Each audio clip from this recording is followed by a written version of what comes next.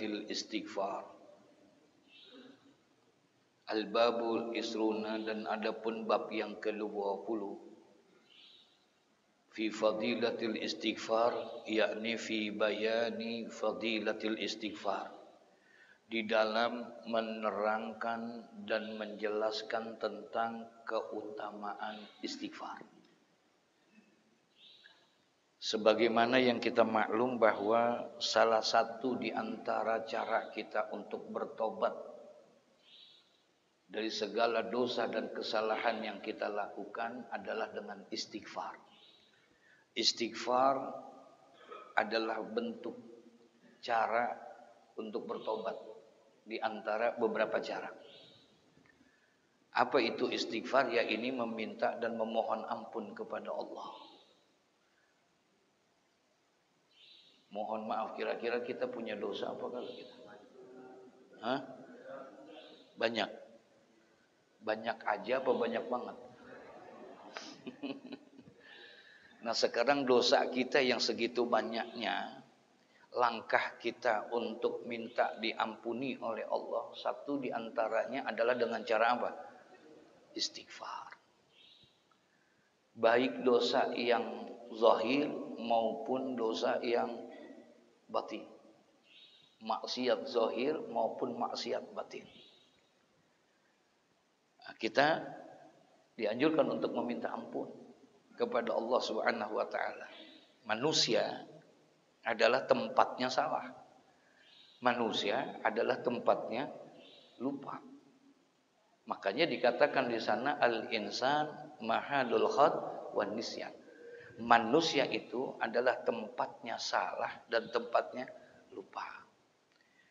Makanya wajar kita dianjurkan dan diminta untuk selalu meminta dan memohon ampun kepada Allah Subhanahu wa taala dari semua dosa.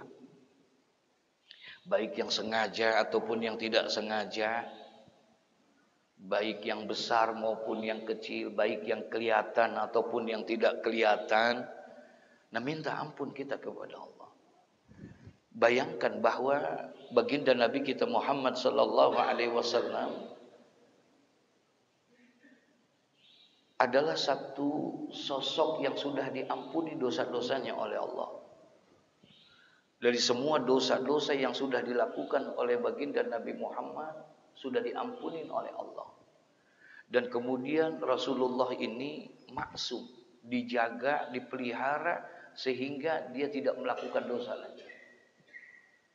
Makanya Allah tandaskan dalam Al-Quran, liyaghfira lakallahu ma taqaddama min zambika wa ma ta'akhkhar. Satu pernyataan langsung dari Allah, satu penegasan dari Allah bahwa Nabi Muhammad insya Allah sudah tidak ada lagi dosa di hadapan Allah. Tapi orang yang sudah diampuni dosa-dosanya oleh Allah, bahkan orang ini sudah dijamin oleh Allah masuk ke dalam surga. Tidak dibuka itu pintu surga sebelum baginda Nabi masuk di dalamnya. Orang yang sudah dijamin masuk surga, yang sudah diampuni dosanya itu, beliau pernah mengatakan, wallahi inni la astaghfirullah wa atubu ilaihi fi kulli yawmin akthara min 70 marrah. Allahu akbar. Orang yang sudah diampuni dosanya oleh Allah, sudah dijamin oleh Allah masuk surga, ternyata beliau bersumpah, sesungguhnya aku ini, kata Nabi Muhammad, setiap harinya selalu beristighfar kepada Allah, wa atubu ilaihi, dan aku bertobat kepada Allah setiap harinya tidak kurang dari 70 kali. Wa fi ba'di riwayah mi'ata marrah, 100 kali. Baginda Nabi Muhammad istighfarnya setiap hari 100 kali. Padahal dosanya dan udah dijamin masuk surga. Kalau orang seperti Nabi saja yang sudah dijamin masuk surga, yang sudah diampuni dosanya 100 kali istighfarnya setiap hari, kira-kira model kayak kita pantasnya berapa? Kira-kira model kayak kita, Masya Allah. Tapi lalai ini. Mulut kita berat untuk beristighfar. Betul ya? Iya. Berat kita beristighfar. Berat kita meminta ampun sama Allah. Sombong kita dengan dosa-dosa kita. Ya Rabb, Masya Allah. Padahal mah istighfar kayaknya gampang. Tapi ternyata ngamalinnya susah. Istighfar kelihatannya gampang. Zikir itu kelihatannya gampang. Tapi mengamalkannya berat. Perlu pertolongan Allah. Makanya doa, di antara doa-doa yang dibaca setelah kita sholat itu, Rasulullah Shallallahu Alaihi Wasallam pernah memberikan pesan, wasiat kepada Sayyidina Mu'az bin Jabal. Apa katanya? Ya Mu'az, la tada'anna fi duburi kulli shalah. Wahai Mu'az, aku wasiat kepadamu, aku pesan kepadamu, la tada'anna fi duburi kulli shalah. Jangan sekali-kali engkau tinggalkan Mu'az. Jangan sekali-kali engkau lupa. Setelah selesai melaksanakan sholat, bacalah oleh kamu satu doa. Allahumma a'inni ala zikrika wa syukrika wa husni. Nah, ini jangan ditinggal nih doa ini. Ini pesan dan wasiat dari Nabi Muhammad. Ya, kalau seandainya selama ini kita berat beristighfar, pantas karena kita kurang membaca doa itu. Ini satu permintaan sama Allah. Allahumma a'inni ala zikrika. Ya Allah, bantu aku, tolong aku agar aku bisa berzikir kepadamu, agar aku bisa beristighfar kepadamu, agar aku bisa bersolawat kepada kekasihmu. Insya Allah. Basahin lisan kita. Jadikan lisan kita ini menjadi lisanun zakirun. Lisan yang selalu berzikir. Zikir diantaranya adalah beristighfar. Dari 7 anggota tubuh kita, mohon maaf ini Pak. Dari 7 anggota tubuh kita yang nantinya yaumul qiyamah akan dihisab, yang pertama lisan. Dari 7 anggota tubuh kita, lisan, mata, telinga, tangan, kaki, perut, dan diakhiri dengan kemaluan. 7 anggota ini yang akan dihisab oleh Allah Subhanahu wa taala. Dan yang pertama lisan kita. Lisan. Bahkan kata Rasulullah sallallahu alaihi wasallam, "Ma khalaqallahu taala fil insan afdalu minal lisan." Tidak ada yang diciptakan oleh Allah terhadap manusia yang paling utama kecuali adalah lisan. Lisan yang paling utama, yang paling afdal adalah lisan. Yadkhulul jannah wa yadkhulun nar. Maaf, lisan itu bisa memasukkan orang ke dalam surga, tapi lisan juga bisa menyebabkan orang terjerumus ke dalam apa? Neraka. Makanya ini yang paling dasar dan ini yang paling pertama nanti yang akan dihisab. Oleh karena itu, isi dari mulut kita ini untuk berzikir kepada Allah, dan salah satu di antara zikir itu adalah istighfar. Al-Imam Al-Hafiz Syekh Jalaluddin bin Abdurrahman bin Abi Bakar As-Suyuti dalam kitab ini mengkhususkan ada bab yang beliau tulis, yakni fi fadilatil istighfar. Bahkan di belakangnya nanti akan ketemu satu bab lagi tentang babut taubat. Bab tentang apa? Taubat. Dipisahin antara istighfar dengan taubat. Karena memang beda. Istighfar, permintaan dan permohonan kepada Allah Subhanahu wa taala dari taubat kita. Makanya istighfar ini bisa bermakna taubat, bisa bermakna zikir. Istighfar nih bisa jadi zikir, bisa jadi taubat. Kalau dia hanya baca sekedar istighfar itu, setelah selesai fil alamina innaka hamidum majid, assalamualaikum warahmatullah, assalamualaikum warahmatullah. Habis itu baca apa? Habis itu baca apa? Istighfar. Baca enggak? Astaghfirullahaladzim, Astaghfirullahaladzim alladzi la ilaha illa huwal hayyul qayyum wa atubu. Dia baca istighfar itu, tapi sekedar dia baca tanpa ada an-nadam, tanpa ada penyesalan di dalam dirinya tentang dosa, maka istighfar yang dia baca itu sebatas hanya bernilai apa? Zikir. Pahala zikirnya dapat. Paham ya? Pahala zikirnya dapat. Pahala zikirnya dapat, tapi dia belum memasuki ranah taubat. Kenapa? Karena taubat ada syarat. Taubat itu ada syarat, tergantung dosa kita. Dosa kita kepada Allah atau kepada manusia. Syaratnya beda nih. Sama Allah kita ada dosanya enggak? Sama Allah ada dosanya enggak? Kalau sama sesama manusia, apalagi kita.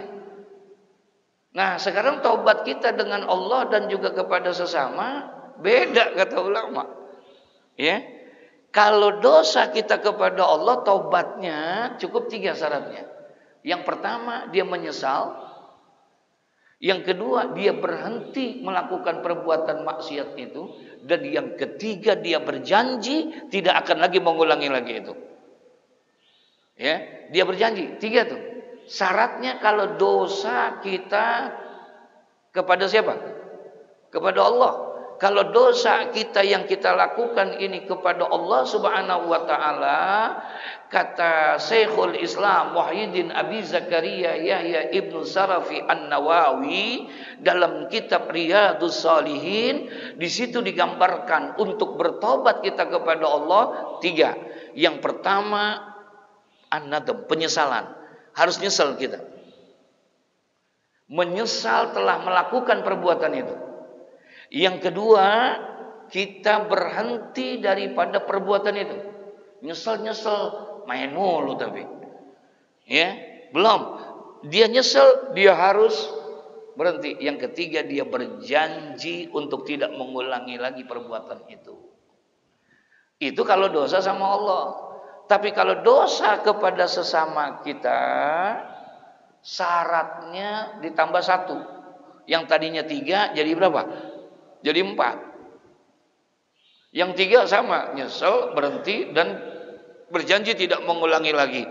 Yang keempat, hak orang itu kembaliin.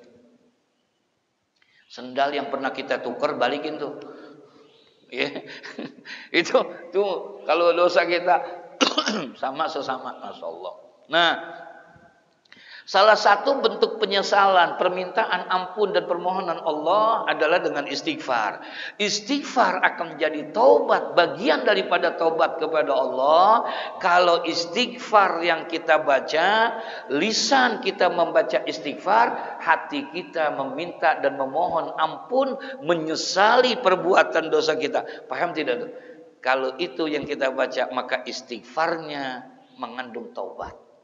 Tapi kalau hanya istighfar, astagfirullahaladzim, astagfirullahaladzim, astagfirullahaladzim, maka dia hanya sebatas nilainya, sebatas apa? Zikir saja. Ya, sebatas zikir saja. Nah, di bab ini nanti akan dijelasin tentang keutamaan-keutamaan daripada istighfar. Orang-orang yang suka melazimkan istighfar, Allah Subhanahu wa taala akan berikan keutamaan-keutamaan di dalam dirinya. Dulu saya pernah cerita di sini, di majelis ini, tentang seorang ulama yang cukup masyhur, Imam Ahmad bin Hambal. Ya, ada Imam Ahmad bin Hambal. Orang kenalnya dengan Imam Hambali. Nah, ini Imam Ahmad bin Hambal satu hari beliau ini gelisah hatinya. Gelisah sekali.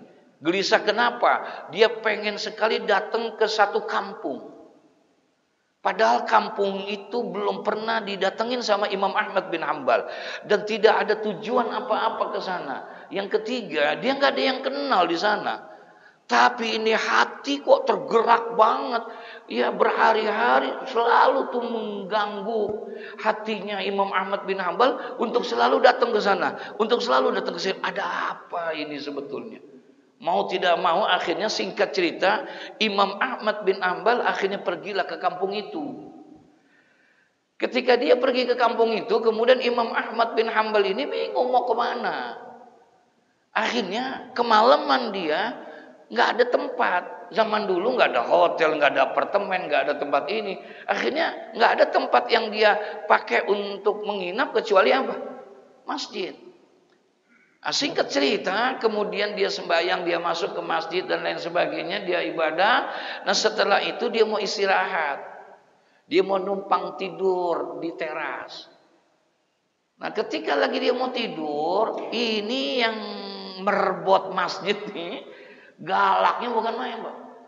Ya, kemudian diusirlah dia, ya, diusirlah itu sama merebutnya, ya, diusir sama merebutnya dia. Nah setelah dia diusir segala macam, nggak boleh. Saya bilang, kata Imam Ahmad bin Hambal, saya hanya mau di sini mau sebentar saja malam ini aja, nggak boleh, diusir. Nah ketika dia diusir ini, dia bingung mau kemana. Di depan masjid ada warung tukang roti, Pak. Ya, jadi dia punya tempat tinggal di situ, kemudian dia bikin roti di situ sambil berjualan roti di situ dia. Ngelihat nih Imam Ahmad bin Hambal lagi diapain? Diusir dari masjid. Kemudian dipanggil sama tukang roti itu, "Pak, kenapa, Pak?" "Iya, saya musafir, saya pergi dari kampung jauh datang ke sini. Ada apa?" "Iya, saya hanya mau berkunjung saja ke tempat ini dan saya mau istirahat. Ternyata nggak bisa segala macam." "Oh gitu. Ya udah, Pak. Kalau memang Bapak berkenan di tempat saya aja." Kata tukang roti ini menawarkan diri, di tempat saya aja. Tapi tempatnya seperti ini. "Iya udah nggak apa-apa," kata Imam Ahmad bin Hambal. "Yang penting bisa apa? Istirahat." Nah, singkat cerita, Imam Ahmad bin Hambal di situlah di rumah tukang roti itu. "Silakan Pak, tempat tidurnya di situ saja. Ini ada tempatnya." "Maaf ya Pak," kata tukang roti, "saya izin. Saya sambil buat adonan. Tahu adonan nggak? Ya, adonan roti buat dagang saya besok." "Oh iya silakan." Nah, istirahatlah Imam Ahmad bin Hambal, tukang roti ini buat adonan. Diperhatiin sama Imam Ahmad bin Hambal. Ini orang bikin adonan, mulutnya kumat kamit. Tahu kumat kamit? Nggak pernah diam, kayak orang lagi zikir. Diperhatiin terus, ini orang kagak berhenti-berhenti.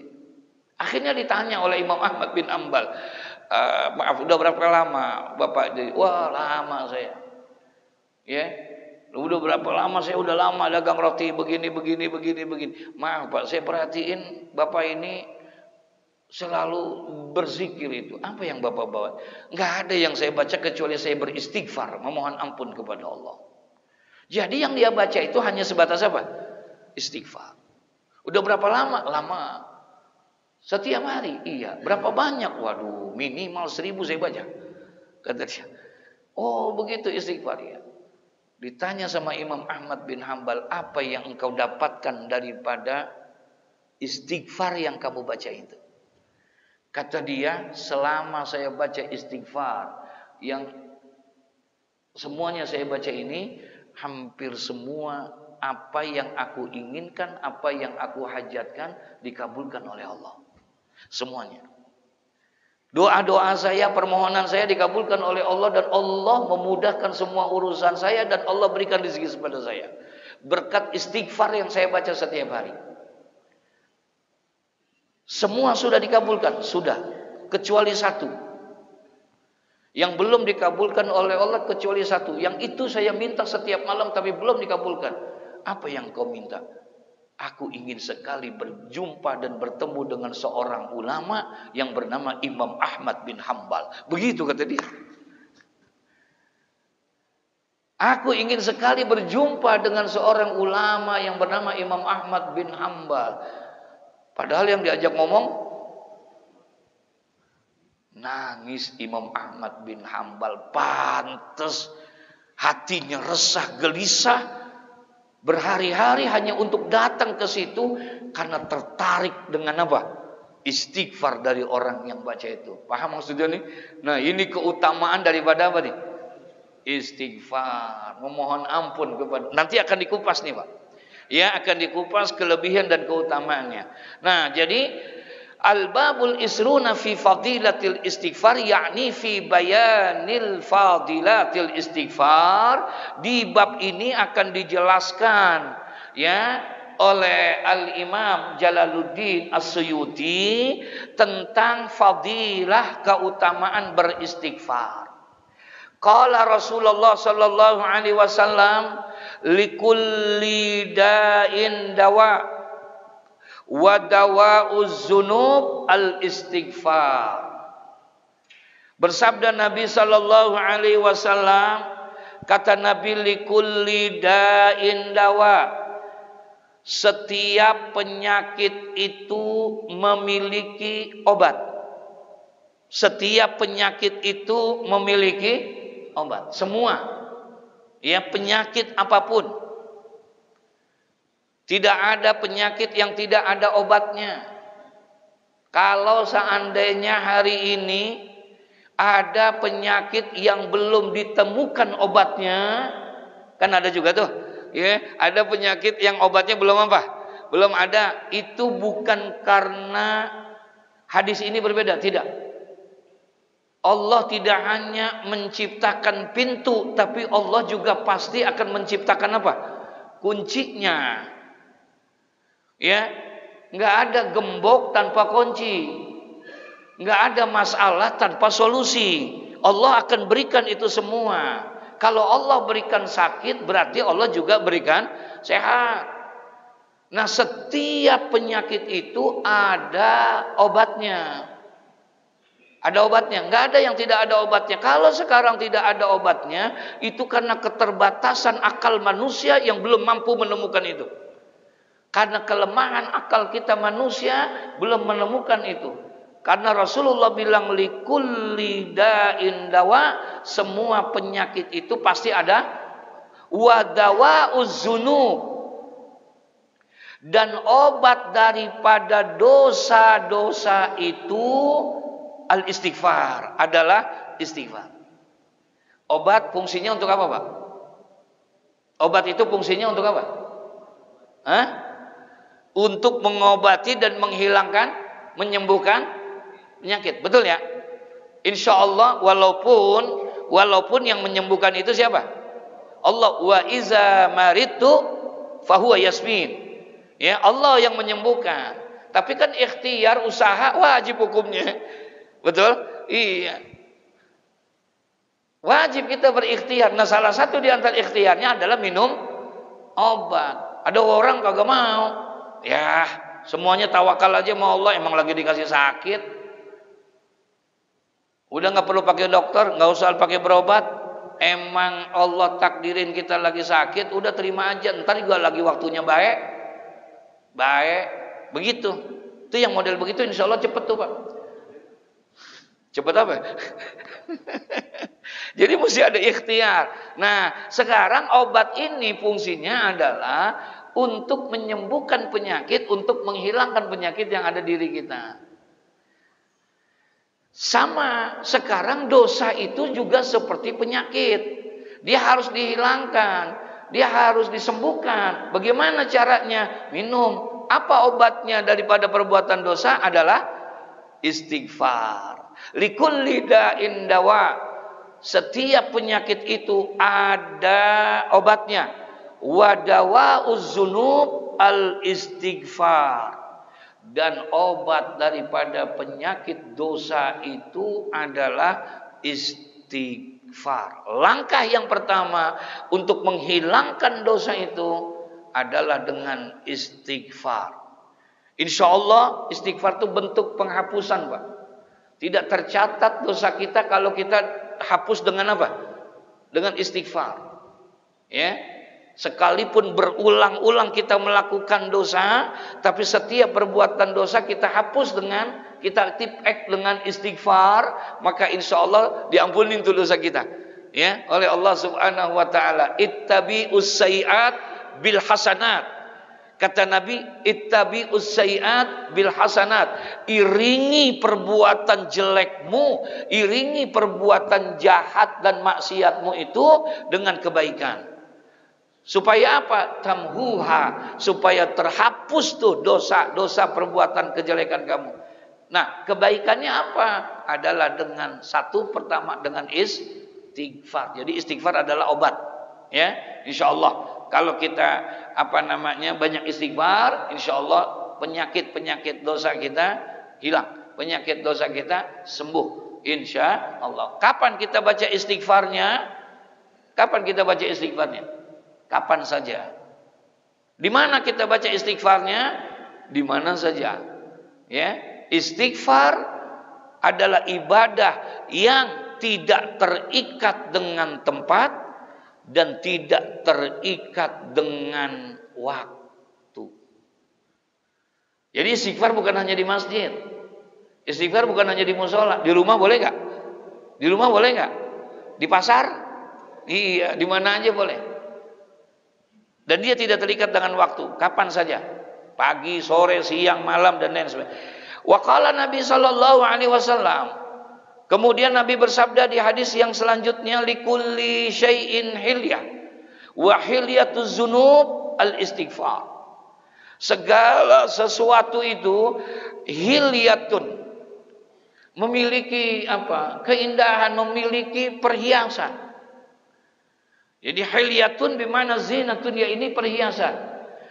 Segala sesuatu itu mempunyai perhiasan. Wa hilyatuz dzunub, dan adapun perhiasannya daripada dosa-dosa kita, al-istighfar. Dosa kita akan dihiasi, Pak. Yang jelek bisa jadi bagus. Fungsi perhiasan kan begitu. Ya, untuk membaguskan kita nih, makanya berhias karena supaya tampak bagus dilihatnya. Betul ya? Supaya ini. Nah, sekarang dosa ini sesuatu yang jelek. Sesuatu yang jelek mesti dibagusin, mesti diindahkan.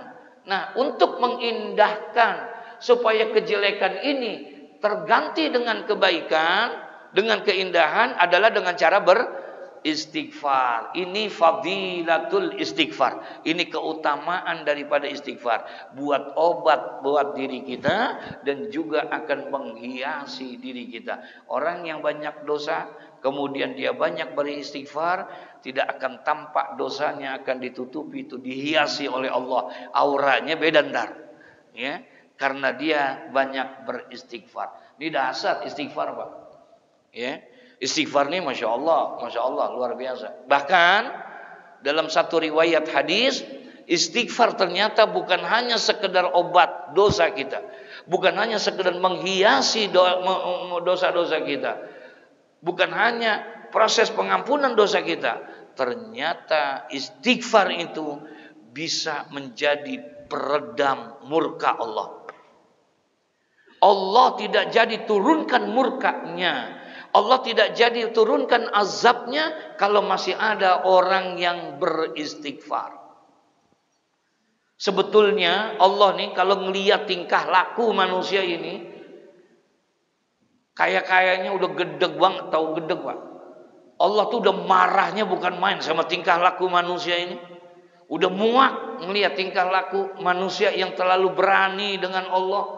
Disuruh sholat tidak sholat, disuruh ibadah tidak ibadah, maksiat sudah merajalela di mana-mana, kemunkaran sudah begitu beraninya orang melakukan itu.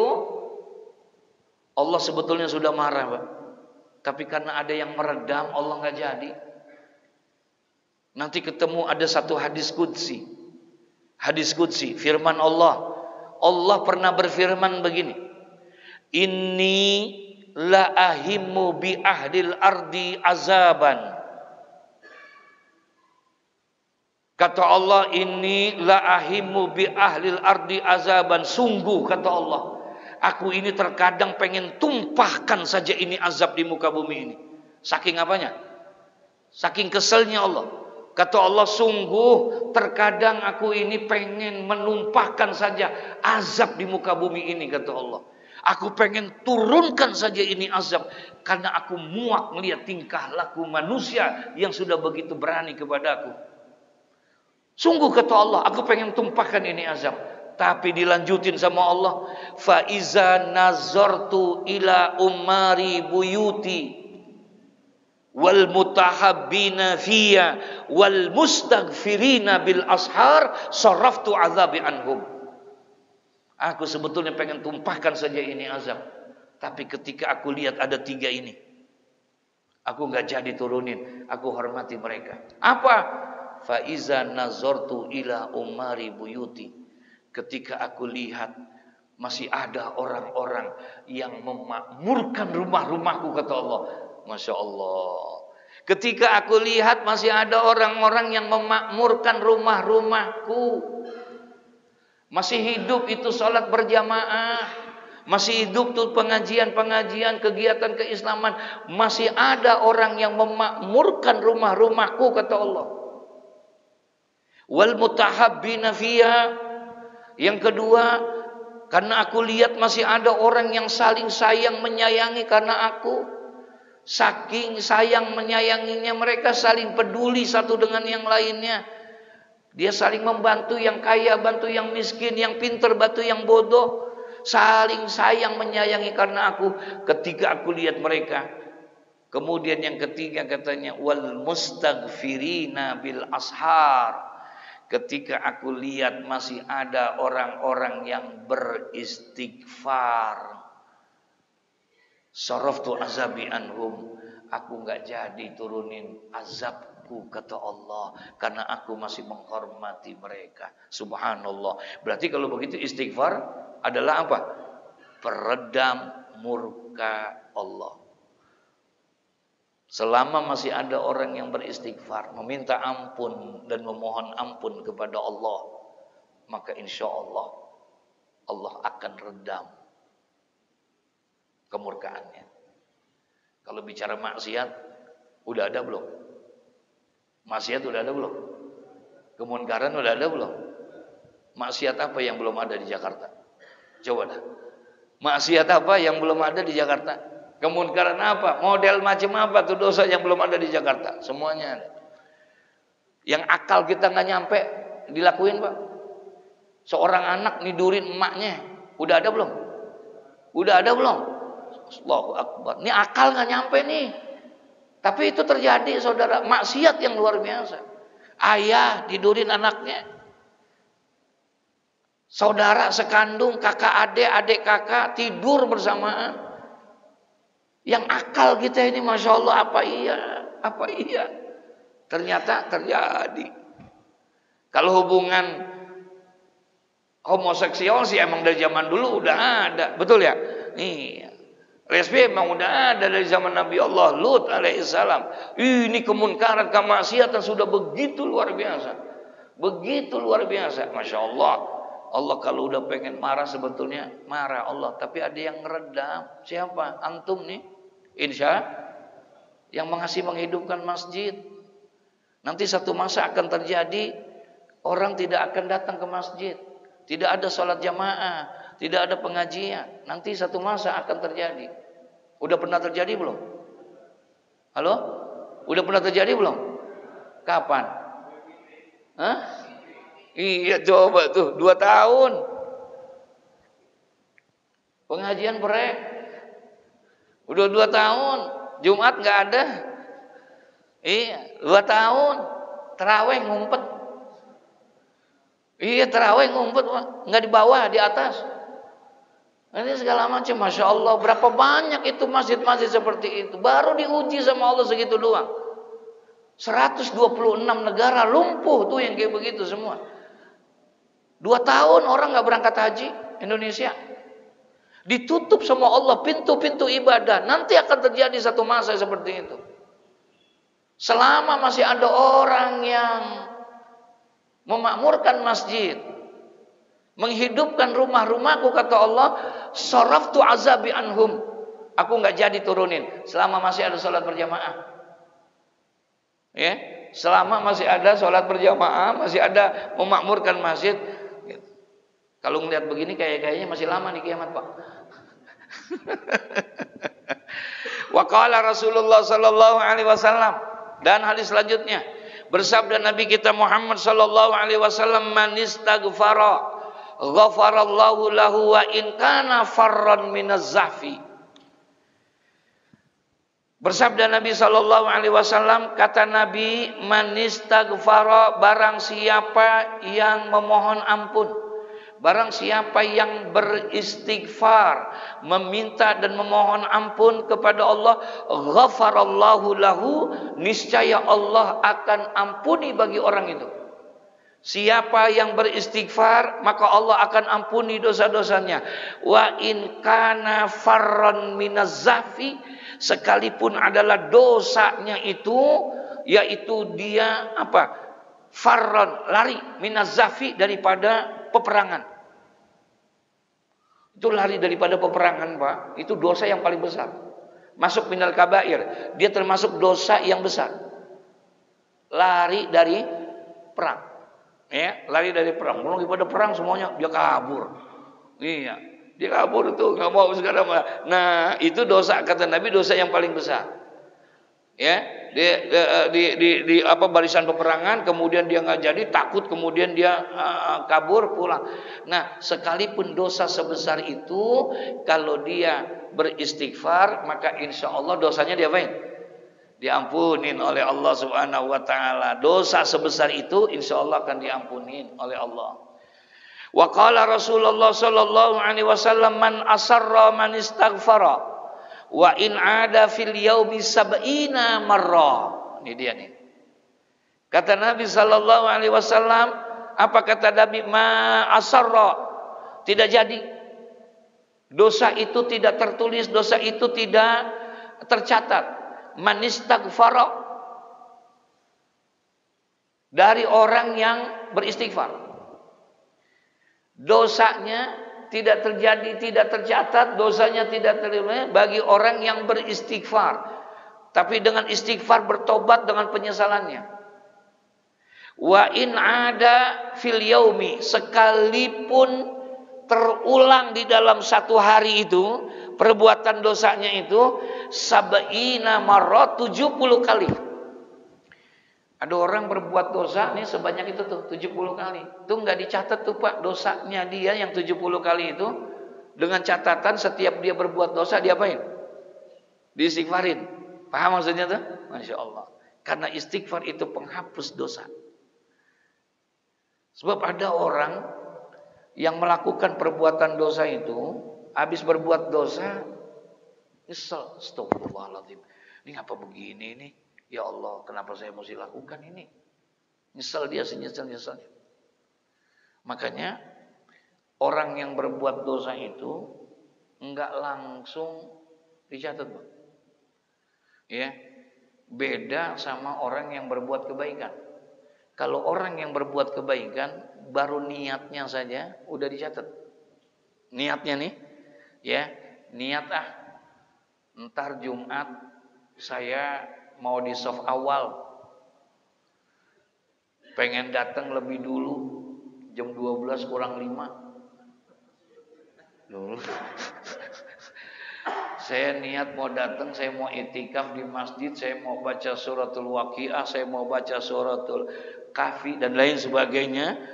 Saya mau bersalawat kepada Nabi Muhammad, saya mau datang lebih awal. Itu bagus gak? Itu niat, itu bagus gak?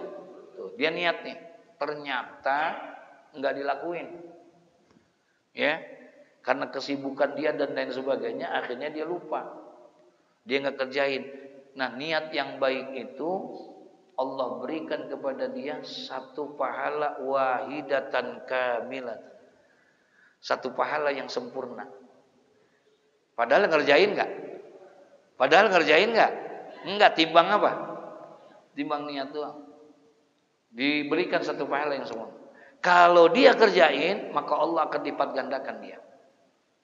Beda dengan perbuatan maksiat. Ya.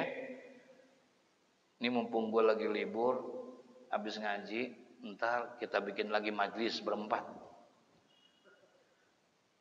Habis ngaji nih, ntar jam 9-an sambil nungguin Jumat, kita bikin lagi majlis berempat. Tahu majlis berempat enggak, Pak? Hah? Jadi majlisnya hanya berapa? 4 orang doang. Mabalok 6 udah 3. Udah gitu doang. Ya, itu namanya niatnya jelek apa baik? Jelek. Maka Allah tidak catat itu dosanya. Padahal kalau niat kebaikan dicatat enggak? Iya. Tapi kalau niat jelek nggak dicatat tuh. Kalau kejelekan nggak dicatat. Saking murahnya Allah. Andai kata dia kerjain dah. Andai kata dia kerjain. Pulang ngaji dia lakuin kayak begitu.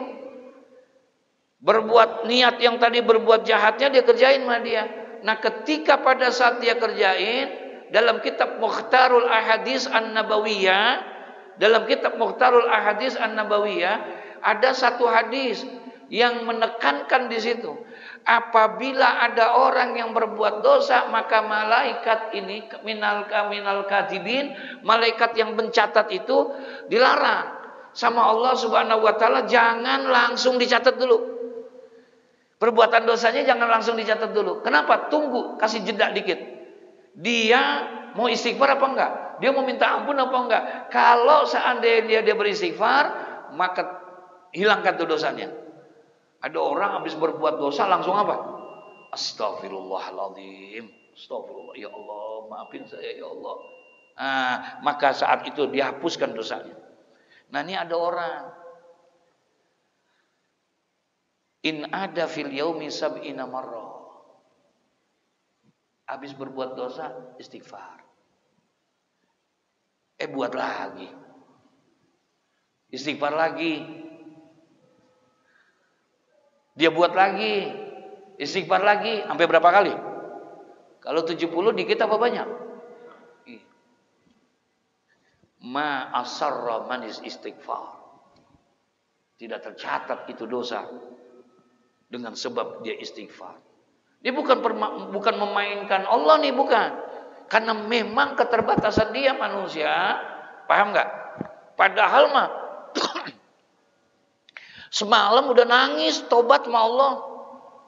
Pagi, begitu lagi dia. Pagi dia ngelakuin lagi. Ngomongin orang lagi. Pagi ngefitnah orang lagi. Semua astagfirullahaladzim ya Allah, astagfirullahaladzim. 70 kali dia lakukan itu. Tidak tercatat oleh Allah. Karena sebab dengan keutamaan apa? Istighfar. Begitulah maha rahman dan rahimnya Allah ya tentang istighfar ini. Allah sangat senang kepada orang-orang yang selalu beristighfar. Insya Allah ya, setiap hari Allah gembira tentang itu. Allah senang tentang orang-orang yang melakukan itu. Terakhir, wa qala Rasulullah sallallahu alaihi wasallam. Bersabda Nabi sallallahu alaihi wasallam, kata Nabi, man istaghfara ba'da dzunub ghafarallahu lahu fahuwa kaffaratun. Dan bersabda Nabi sallallahu alaihi wasallam, kata Nabi sallallahu alaihi wasallam, man istaghfara, barang siapa yang beristighfar ba'da dzunubi, setelah melakukan perbuatan dosa, barang siapa yang meminta dan memohon ampun kepada Allah setelah dia melakukan perbuatan dosa, ghafarallahu lahu, niscaya Allah akan mengampuni lahu bagi orang itu, fahuwa kafaratun, karena istighfar itu adalah merupakan kafarah. Apa kafarah itu? Pelebur dosa kita. Ya. Jadi istighfar itu adalah pelebur. Kalau dia sudah beristighfar dengan dilandasi penyesalan istighfarnya, maka dia dikategorikan istighfarnya itu adalah bertobat kepada Allah. Kalau dia sudah bertobat, apa kata Nabi? At-taibu minaz zambi kaman la zambalahu. Orang yang bertobat daripada satu perbuatan dosanya, dengan tobatnya dia, dengan istighfarnya dia, kaman la zambalahu, maka dia seperti orang yang tidak punya dosa lagi. Artinya dosanya sudah diapain? Udah diampuni oleh Allah Subhanahu wa taala. Fahuwa kafaratun. Jadi istighfar itu adalah merupakan kafarah, ya, pelebur dosa kita. Dengan memperbanyak istighfar dari setiap perbuatan dosa kita, insya Allah ghafarallah, Allah akan mengampuni dosa-dosa kita. Mudah-mudahan Allah Subhanahu wa taala ampuni segala dosa dan kesalahan kita. Allah berikan kekuatan iman dan Islam kepada kita untuk istiqomah di dalam melakukan kebaikan-kebaikan. Amin ya rabbal. Dan kita berharap mulut ini, lisan ini diberikan kemudahan oleh Allah Subhanahu wa taala menjadi lisanun zakirun, lisan yang selalu berzikir kepada Allah Subhanahu wa taala. Al-Fatihah.